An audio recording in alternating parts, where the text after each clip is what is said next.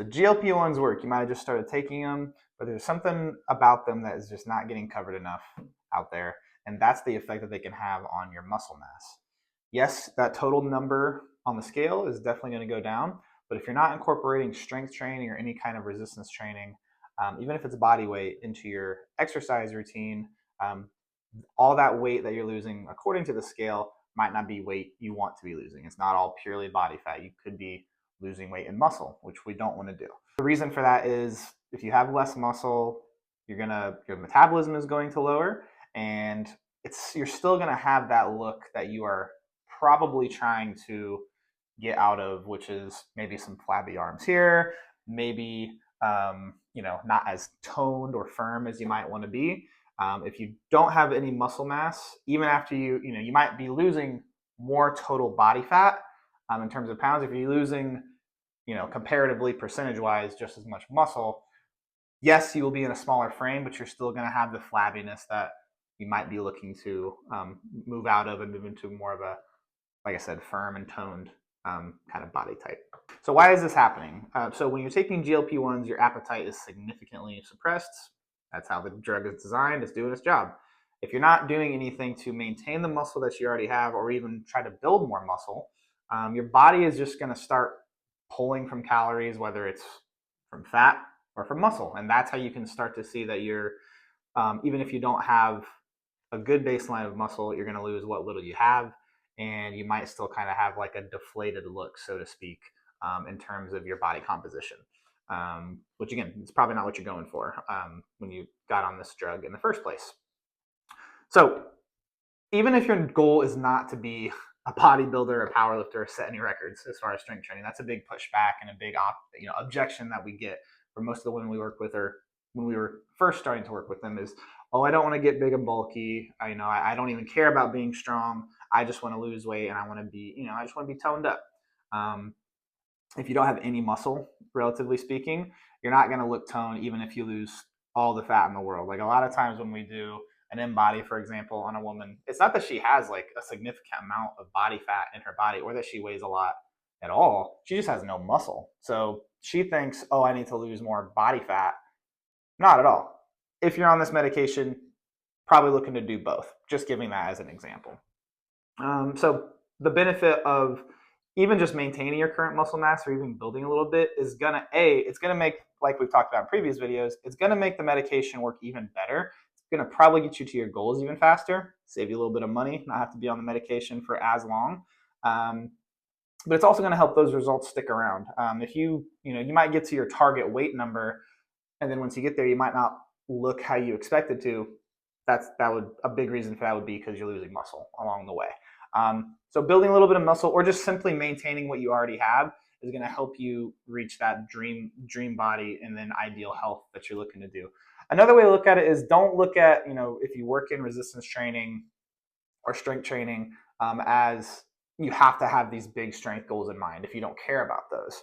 Don't even frame your training like that at all. Frame it for things that your day-to-day life looks like. Bending down to pick up the kids, carrying the groceries in from the store, and just any kind of hobbies. Maybe you're into gardening or any hiking, anything like that. You can shape your workout and your program to help you do the fun stuff or help you do the stuff that you need to do on a day-to-day. And that's what we help our clients do. Frame their program around what they like to do in their life, not arbitrary things like, let's get your squat or bench press or whatever to a certain number. Those are nice performance goals to set if you care about them, but if you could give a damn about those things, don't even worry about your program even focusing on that. Focus on the things that matter to you. Again, other benefits of either maintaining the muscle you have or building some muscle from where you're at. If this is something you've never done before, it's going to help you get that more firm look. You might realize you don't have to lose as much weight as you thought just by building a couple of pounds of muscle in that regard. So this can actually make this a whole lot easier for you and a whole lot shorter of a journey than what you thought when you first started this. And you can really reframe what your target weight might be. And again, resistance training, we kind of covered this in a previous video. It doesn't have to be that you're picking up a bunch of weight. It can just be body weight exercise. It can be bands, cables, anything to help maintain your muscle.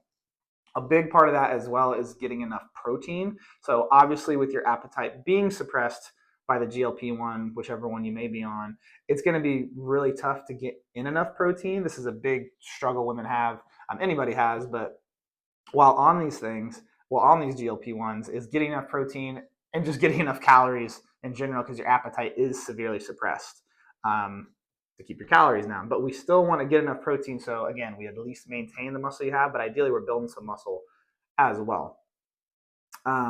We want to, you want to go for really protein dense snacks in your meals. So things like Greek yogurt, working in protein shakes, because there's a lot of shakes nowadays that they've gotten a lot better at this. They're not these big, heavy mass gainer shakes.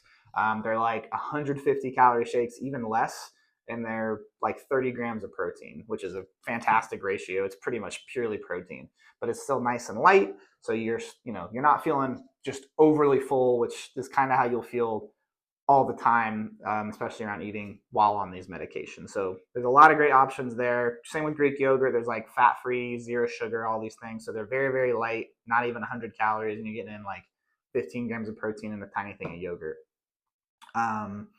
Chicken, eggs, anything just very protein dense is your friend. Get them in whenever you can, whether that's in a snack or your meals. Really center your meals around getting enough protein, and then fill in your veggies and whatever kind of carbs you can handle around that. So your calories are still in a good spot, but whatever you can muster. We never want to be forcing food down your throat, regardless of your goal. It's not a good way to build a healthy relationship with your food, and it's just not realistic while you're on these medications. So again, to help maintain your muscle that you currently have or help build some, you want to work in resistance training on top of whatever kind of cardio you're doing, even if that's just walking, and you want to make sure your protein intake is in a good spot. A good protein goal is between 1.4 to 2.0 grams of protein per kilogram. A recommendation out there that goes back to just like bodybuilding, was a bodybuilding goal, copy and pasted to the masses, which does not fit the masses, is a gram of protein per pound.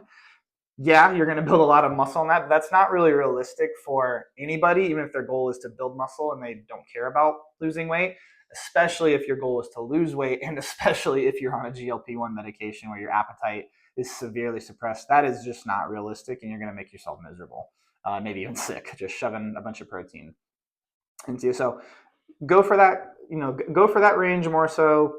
Quick calculation there. Very protein dense snacks that are low calorie but high protein. You can hit once you find better options for that, you'll find hitting your protein goal is very realistic, but you don't feel overly full. And remember, these GLP-1s are meant to be a tool and an additive, not a magic pill.